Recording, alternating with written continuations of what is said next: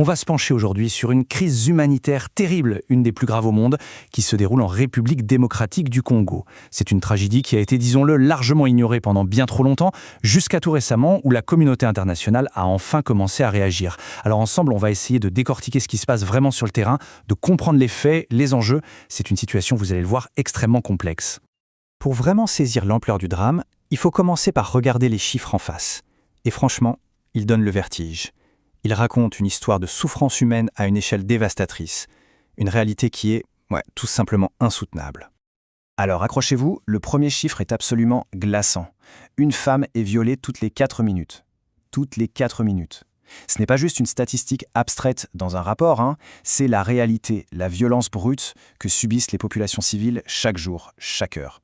Et comme si ça ne suffisait pas, à cette violence s'ajoute une autre arme, tout aussi terrible, la faim. On parle de près de 28 millions de personnes. Imaginez, 28 millions de personnes qui sont en situation d'insécurité alimentaire. C'est une crise humanitaire à l'intérieur de la crise, qui met en péril l'avenir de millions et de millions de familles. Et bien sûr, au cœur de cette tragédie, il y a les enfants, les plus vulnérables. Et les chiffres sont là aussi, insupportables. Toutes les 30 minutes, un enfant est victime de violence. C'est difficile à concevoir. L'impact de tout ça, ça marque à vie.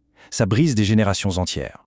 Bon, ces chiffres sont effroyables, mais la question évidente c'est pourquoi? D'où vient toute cette horreur? En fait, ces chiffres ne sont que les symptômes d'un conflit très ancien, très complexe. Alors ce qu'on va faire, c'est essayer de remonter à la source, pour comprendre pourquoi l'Est de la RDC est à ce point embrasé. D'abord, il faut savoir que ça ne date pas d'hier. Ça fait 30 ans que cette région est une véritable poudrière, en grande partie à cause des répercussions du génocide rwandais. Mais, depuis janvier dernier, on a assisté à une escalade, mais une escalade spectaculaire. Les violences ont explosé avec la prise de villes stratégiques comme Goma et Bukavu. Alors, qu'est-ce qui alimente cette guerre? C'est un cocktail explosif, vraiment.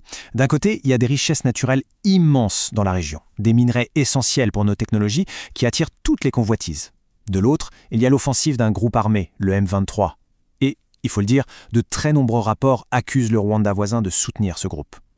Face à cette situation qui devenait incontrôlable, la communauté internationale a, enfin, commencé à bouger. Une grande conférence a été organisée à Paris pour tenter, justement, d'apporter une réponse à cette tragédie. Alors regardons ce qui en est sorti concrètement. Et cette phrase du président Macron, elle a vraiment donné le ton de la conférence.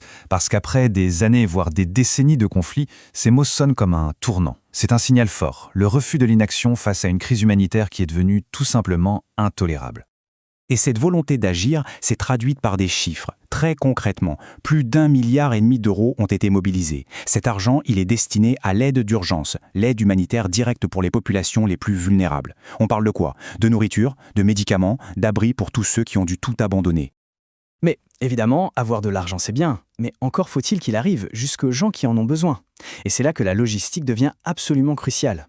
2 décisions clés ont donc été prises, la réouverture de l'aéroport de Goma pour les vols humanitaires et la création de couloirs sécurisés. Sans ça, impossible d'acheminer l'aide aux civils qui sont piégés par les combats. Et attention, la réponse n'est pas seulement venue d'Europe. C'est important. Le médiateur de l'Union africaine, le président togolais Faure Gnassingbé, a lancé un appel très fort. Il a demandé à l'Afrique de participer à son propre effort humanitaire. Et l'idée derrière ça, c'est une question de dignité, bien sûr, mais aussi, et c'est tout aussi important, une question d'efficacité sur le terrain.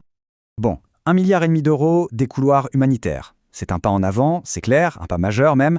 Mais la vraie question qui se pose maintenant, c'est est-ce que ça va suffire? Est-ce que cette aide est vraiment à la hauteur du défi qui est, on va le voir, absolument immense? Alors regardez ce graphique, il parle de lui-même, il remet les choses en perspective. Avant cette conférence de Paris, le plan d'aide de l'ONU s'élevait à 2,5 milliards d'euros.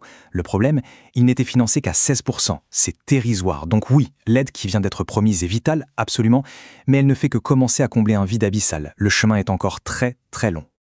Et c'est peut-être ça le message le plus important à retenir au final. On a parlé de milliards, de pourcentages, de logistique, mais derrière tout ça, il y a des vies humaines.